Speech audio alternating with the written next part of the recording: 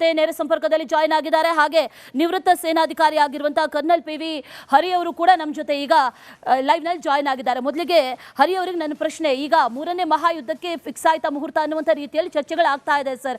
ನಿಮ್ಮ ಈ ಅನುಭವದ ಪ್ರಕಾರ ಅದರ ಜೊತೆಯಲ್ಲಿ ಈಗ ನಡೀತಾ ಇರುವಂತಹ ಈ ದಾಳಿ ಪ್ರತಿದಾಳಿ ರಿಟಾಲಿಯೇಷನ್ ಎಲ್ಲವನ್ನು ಗಮನಿಸ್ತಾ ಇದ್ರೆ ನಿಲ್ಲುವಂಥ ಸೂಚನೆಗಳಂತೂ ಕಾಣಿಸ್ತಾ ಇಲ್ಲ, ಚರ್ಚೆಗಳಾಗ್ತಾ ಇದೆ.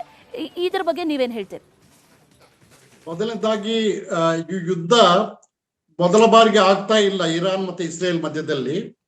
2024ರಲ್ಲಿ 12 ದಿವಸ ಆಯ್ತು.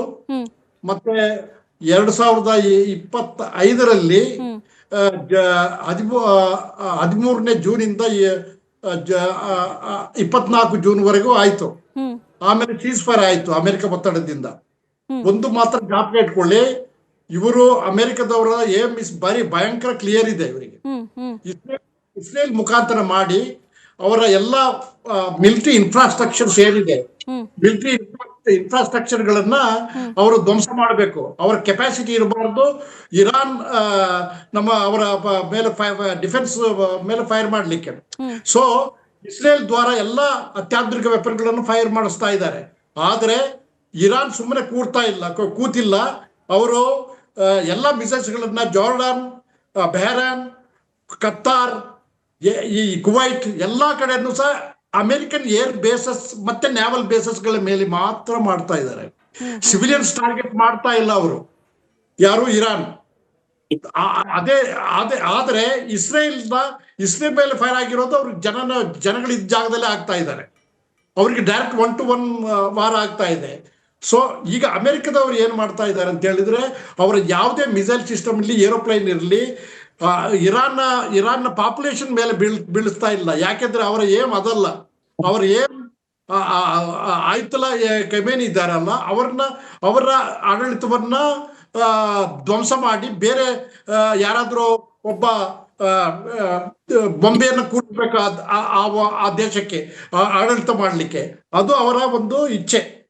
ಸೊ ಈಗ ಏನಾಗಿದೆ ಅಂತ ಹೇಳಿದ್ರೆ, ಅವರು ಈಗ ಎಲ್ಲ ನ್ಯೂಕ್ಲಿಯರ್ ವೆಪನ್ಸ್ ಅಸೆಟ್ಸ್ ಮೇಲೂ ಫೈರ್ ಮಾಡ್ತಾರೆ, ಎಲ್ಲ ಏರ್ ಬೇಸ್ ಮಾಡ್ತಾ ಇದ್ದಾರೆ. ಇವ್ರು ಮಾಡ್ತಾ ಇರೋದು ನ್ಯಾವಲ್ ಬೇಸ್. ಅಲ್ಲಿ ನ್ಯಾವಲ್ ಬೇಸಸ್ ಅಲ್ಲಿ ಆಲ್ರೆಡಿ ಯುದ್ಧಕ್ಕೆ ರೆಡಿ ಇದ್ದಾರೆ. ಎಲ್ಲ ವಾರ್ಶಿಪ್ಸ್ಗಳು, ಫ್ರಿಗೇಟ್ಸ್ಗಳು, ಅವರ ಸಬ್ಮೆರಿನ್ಸ್ಗಳು ಎಲ್ಲ ರೆಡಿ ಇದೆ ಅಮೆರಿಕದವ್ರಿಗೂ. ಅದ್ರ ಮೇಲೆ ಇವ್ರು ಮಾಡ್ತಾ ಇದ್ದಾರೆ ಇರಾನ್ನವರು. ಸೊ ಇರಾನ್ ಅನ್ನ ಅಷ್ಟು ಸುಲಭವಾಗಿ ಇವರು ಇದು ದೊಡ್ಡ ಮಿಸ್ಕ್ಯಾಲ್ಕುಲೇಷನ್ ಆಗ್ಬಿಡ್ತದೆ ಅಮೆರಿಕಕ್ಕೆ. ಅವ್ರು ನಿಲ್ತಾರೆ. ಅವರು ಬಲಿಷ್ಠ ರಾಷ್ಟ್ರ, ಅಷ್ಟು ಸುಲಭವಾಗಿ ಅವರು ಶರಣಾಗತಿ ಆಗುವವರಲ್ಲ. ಇದು ಹೈಟೆಕ್ ವಾರ ಆಗಿರೋದ್ರಿಂದ air to air, air to land, land to air ಇದು ನಡೀತಾ ಇದೆ. ಸೊ ಇಸ್ರೇಲ್ ಅಲ್ಲಿ ಅವರಲ್ಲಿ ಐರನ್ ಡೋಮ್ ಇದೆ. ಅಂದ್ರೆ ಐರನ್ ಡೋಮ್ ಈಗ ಐರನ್ ಡೋಮ್ ಟೈಪ್ ನಮ್ಮ ಇಂಡಿಯಾಕ್ಕೂ ಕೊಡ್ಲಿಕ್ಕೆ ಸುದರ್ಶನ್ ಚಕ್ರ ಅಂತ ಮಾಡ್ತಾ ಇದ್ದಾರೆ, 3 ಲೇಯರ್ ಇದ್ದು. ಅದೇ ರೀತಿ ಅವರಲ್ಲಿ ಐರನ್ ಡೋಮ್ ಇದೆ. ಐರನ್ ಡೋಮ್ ಅಲ್ಲಿ ಯಾವುದೇ ಹೊರಗಿನ ಡ್ರೋನ್ಗಳಾಗ್ಲಿ, ಏರೋಪ್ಲೇನ್ಗಳೇ ಬರಂಗಿಲ್ಲ. ಬಟ್ ಲೋ ಫ್ಲೈಯಿಂಗ್ ಅಲ್ಲಿ ಕೆಲವು ಬಂದು ಅದನ್ನು ತಪ್ಪಿಸಿ ಒಂದು ಫೈರ್ ಆಗ್ತದೆ. ಅದನ್ನು ನಾಶ ಮಾಡ್ತಾ ಇದ್ದಾರೆ. ಇಸ್ರೇಲ್ ಮೇಲೂ ಸಹ ಬೀಳ್ತಾ ಇದೆ ಬಾಂಬ್ಗಳು. ಸೊ ಇದು ಮಹಾಯುದ್ಧಕ್ಕೆ ಟರ್ನ್ ಆಗ್ತದೆ ಇಲ್ಲ ಅನ್ನೋದನ್ನ ಡೌಟ್ ನನಗೆ. ಯಾಕೆಂತ ಹೇಳಿದ್ರೆ ರಷ್ಯಾ ಮತ್ತೆ ಚೈನಾ ಡೈರೆಕ್ಟ್ ಪಾರ್ಟಿಸಿಪೇಷನ್ ಇಲ್ಲ ಇದರಲ್ಲಿ. ಈಗ ನೀವು ಸೆಕೆಂಡ್ ವರ್ಲ್ಡ್ ವಾರ್ ನೋಡಿ, ಫಸ್ಟ್ ವರ್ಲ್ಡ್ ವಾರ್ ನೋಡಿ, ಅದು ಡೈರೆಕ್ಟ್ ಪಾರ್ಟಿಸಿಪೇಷನ್ ಆದ್ರೆ ಮಾತ್ರ. ಈಗ ಮಹಾಯುದ್ಧ ಆದ್ರೆ ಚೈನಾದ ಮೇಲೂ ಬಾಂಬ್ ಬೀಳುತ್ತೆ, ರಷ್ಯಾದ ಮೇಲೂ ಬೀಳುತ್ತೆ. ಎಲ್ಲ ಯಾವ್ಯಾವ ಕಂಟ್ರಿ ಯಾರ್ಯಾರು ಜೊತೆಲಿ ಇರ್ತದೆ. ನಮ್ಮ ಕಂಟ್ರಿ ಅಂತೂ ನಾನಲೈನ್. ನಾವು ಯಾರ ಇದ್ರಲ್ಲಿಲ್ಲ, ನಾವು ನಿರ್ಲಿಪ್ತ ಭಾವ ಇದು ಇರ್ತದೆ ನಮಗೆ. ಯಾಕೆಂತ ಹೇಳಿದ್ರೆ we cannot afford to side any super powers at the stage. So ಅದು ಮುಂಚಿತದಲ್ಲೇ ಆಗ್ತಾ ಇದೆ. ಸೊ ಮಹಾಯುದ್ಧ ಆಗ್ಬೇಕಂತ ಹೇಳಿದ್ರೆ ಚೈನಾ ಮತ್ತೆ ರಷ್ಯಾ ಫಿಸಿಕಲಿ ಇರಾನ್ ಮೇಲೆ, ಅಮೆರಿಕದ ಮೇಲೆ ಅಟ್ಯಾಕ್ ಆದಾಗ ಬಹುಶಃ ಅದು ಆಗ್ಬಹುದು. ಆದ್ರೆ ಈ ಹೈಟೆಕ್ ಲ್ಯಾಂಡ್ ವಾರ್ ಆಗೋದಿಲ್ಲ. ಲ್ಯಾಂಡ್ ವಾರು ನಾವು ಆಪರೇಷನ್ ಸಿಂಧೂರಲ್ಲೂ ಸಹ ಮಾಡಿಲ್ಲ. ನಾವು 11 ಉಗ್ರವಾದಿಗಳ ಬೇಸ್ ಮೇಲೆ ಫೈರ್ ಮಾಡಿದ್ವಿ. ಅವರ ಇನ್ಫ್ರಾಸ್ಟ್ರಕ್ಚರ್ಸ್ಗಳು, ನ್ಯಾವಲ್ ಬೇಸ್, ಏರ್ ಬೇಸ್ಗಳ ಮೇಲೆ ತುಂಬಾ 11-12 ಜನ ಪುಟ್ ಮಾಡಿ ಅವ್ರನ್ನ ವೀಕ್ ಮಾಡಿ ಅವ್ರನ್ನ ನಾವು ಹೇಳಿದ್ವಿ ನಾವು ಯಾರು ಅನ್ನೋದನ್ನ. ಆಮೇಲೆ ಅದು ನಿಲ್ಲಿಸಿದೀವಿ. ಇದೇ ರೀತಿ ಅವರು ಸಹ, ನಾವು ಸಹ ಸಿವಿಲಿಯನ್ಸ್ ಮೇಲೆ ಫೈರ್ ಮಾಡಿಲ್ಲ, ಸಿವಿಲಿಯನ್ಸ್ ಅನ್ನ ಸಾಯಿಸಿಲ್ಲ. ನಾವು ಉಗ್ರವಾದಿಗಳ ಕ್ಯಾಂಪ್ಗಳನ್ನು ಮಾತ್ರ ಸಾಯಿಸಿದೀವಿ. So aim is clear for the Israel and America not to kill civilians. So ಅವರ ಈಗ ಮಿಲಿಟರಿ ಕೇಪಬಿಲಿಟಿಯನ್ನ ಅವರು ವೀಕ್ ಮಾಡಲಿಕ್ಕೆ ಆದಷ್ಟು ಅವರು ಫೈರ್ಗಳು ಮಾಡ್ತಾ ಇದ್ದಾರೆ. ಆದ್ರೆ ಮಿಸೈಲ್ಸ್ಗಳು ಕೆಲವು ಉಕ್ರೇನ್ ವಾರ್ಗಳಲ್ಲಿ ಯೂಸ್ ಮಾಡಿದ್ದನ್ನ ರಷ್ಯಾ ಮತ್ತೆ ಚೈನಾ ಕೊಡುತ್ತೆ ಅವರಿಗೆ. ಅದರಲ್ಲಿ ಮುಖ್ಯವಾಗಿ blastic missiles, ICBMs, inter continental blastic ಅಂತರ ಕಂಡ ಕ್ಷಿಪಣಿಗಳು. ಆ ಕ್ಷಿಪಣಿಗಳನ್ನ ಫೈರ್ ಆದಾಗ ಇನ್ನು ಬೇಕಾದಷ್ಟು ಇದೆ ಅವರ ಹತ್ರ, ಬೇಕಾದಷ್ಟು ಡೆಡ್ಲಿ ವೆಪನ್ಸ್ ಇದೆ. ಎಲ್ಲ ಸ್ಟಾಕ್ ಪೈಲ್ಸ್ ಗಳನ್ನ ಅವ್ರು ಅಂಡರ್ ಗ್ರೌಂಡ್ ಅಲ್ಲಿ ಬಚ್ಚಿಟ್ಟಿದ್ದಾರೆ ಇರಾನ್. ಅದನ್ನ ಒಂದೊಂದಾಗಿ ಅವ್ರನ್ನ ಯೂಸ್ ಮಾಡ್ತಾರೆ ಯಾವ ರೀತಿ. ಈಗ ಅವರು ಅಟ್ಯಾಕ್ ಮಾಡ್ತಿರೋದು ಮಲ್ಟಿ ಪ್ರಾಂಗ್ ಅಟ್ಯಾಕ್ ಅಂತೀವಿ. ಮಲ್ಟಿ ಪ್ರಾಂಗ್ ಅಲ್ಲಿ ಮಾಡ್ತಾ ಇದ್ದಾರೆ. ಕುವೈಟಿಗೂ ಆಗ್ತಾ ಇದ್ದಾರೆ, ಬೇರಾನ್ಗೂ ಆಗ್ತಾ ಇದ್ದಾರೆ, ಮತ್ತೆ ಅಬುದಾಬಿ ಮೇಲೆ ಆಗ್ತಾ ಇದ್ದಾರೆ, ಜೋರ್ಡನ್ ಮೇಲೆ ಆಗ್ತಾ ಇದ್ದಾರೆ. ಸೊ ಅವ್ರದ್ದು ರಿಯಾಕ್ಷನ್ಸ್ಗಳು ಅಲ್ಲಿಂದ ಬರ್ಬೇಕು ಅವರಿಗೆ. But as far as we are concern, Jordan, ಈ ಗಲ್ಫ್ ಕಂಟ್ರಿಗಳೆಲ್ಲ ಸೇರಿ ಇರಾನ್ ಮೇಲೆ ಫೈಟ್ ಮಾಡ್ತಾ ಇದೆ, ಇಲ್ಲ ಅಮೆರಿಕದ ಜೊತೆಲಿ ಸೇರುತ್ತೆ ಅನ್ನೋದು ಸುಳ್ಳು. ಯಾಕೆಂತ ಹೇಳಿದ್ರೆ ಅವರು ಗೊತ್ತು ಅವ್ರಿಗೆ, ಇವರು ಅಮೆರಿಕನ್ ಬೇಸಸ್ಗಳ ಮೇಲೆ ಆಗ್ತಾ ಇದ್ದಾರೆ, ನಮ್ಮ ಮೇಲೆ ಆಗ್ತಾ ಇಲ್ಲ.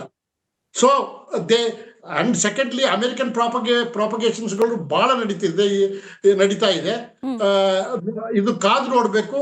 ಇನ್ನು ಒಂದು 24 ಗಂಟೆಯಿಂದ 40 ಗಂಟೆ ಒಳಗೆ ಒಂದು ಡಿಸೈಸಿವ್ ನೇಚರ್ಗೆ ಬರ್ಬೋದು. ಯಾಕೆಂತ ಹೇಳಿದ್ರೆ ಇದು ಹೈಟೆಕ್ ವಾರ್, ಇದು ನಾಶ ಭಯಂಕರ ಭೀಕರವಾಗಿರ್ತದೆ.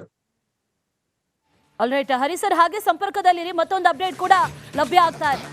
ಅಮೆರಿಕ ಮೇಲಿನ ದಾಳಿಗೆ ಈಗ ಇರಾನ್ ಸಮರ್ಥನೆಯನ್ನ ಮಾಡಿಕೊಂಡಿದೆ. ನಮ್ಮ ಮೇಲೆ ದಾಳಿ ಆಗಿದೆ, ಹಾಗಾಗಿ ನಾವು ಮಾಡಿರುವಂತಹ ಆತ್ಮರಕ್ಷಣೆಯ ದಾಳಿ ಇದು ಅಂತ ಹೇಳ್ತಾ ಇದೆ.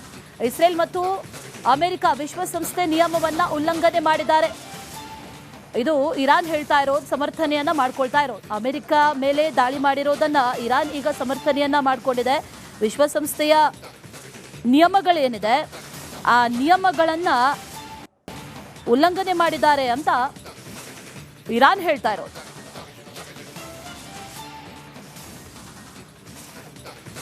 ವಿಂಗ್ ಕಮಾಂಡರ್ ಆಗಿರುವಂತಹ ಅನಿಲ್ ಜೋಶಿ ಅವರು ಕೂಡ ನಮ್ಮ ಜೊತೆ ನೇರ ಸಂಪರ್ಕದಲ್ಲಿ ಜಾಯ್ನ್ ಆಗಿದ್ದಾರೆ. ಅನಿಲ್ ಸರ್, ಈಗ ಇರಾನ್ ಕೂಡ ಪ್ರತಿ ದಾಳಿಯನ್ನ ಆರಂಭ ಮಾಡಿದೆ. ಒಂದ್ ರೀತಿಯಲ್ಲಿ ಇರಾನ್ ಮೇಲಿನ ಈ ದಾಳಿಯನ್ನ ಕರ್ಮ ರಿಟರ್ನ್ಸ್ ಅಂತ ಹೇಳ್ಬೋದಾ? ಹಿಂದೆ ಅನೇಕ ದಾಳಿಗಳನ್ನ ಇರಾನ್ ಕೂಡ ಮಾಡಿತ್ತು, ಅದೇ ವಾಪಸ್ ಬಂತು ಅಂತ ಹೇಳ್ಬೋದಾ? ನಮಸ್ಕಾರ. ರಿಪಬ್ಲಿಕ್ ಕನ್ನಡ ಮಾಧ್ಯಮದ ಎಲ್ಲ ವ್ಯೂವರ್ಸ್ಗೆ, ಶ್ರೋತೃಗಳಿಗೆ ನನ್ನ ನಮಸ್ಕಾರ.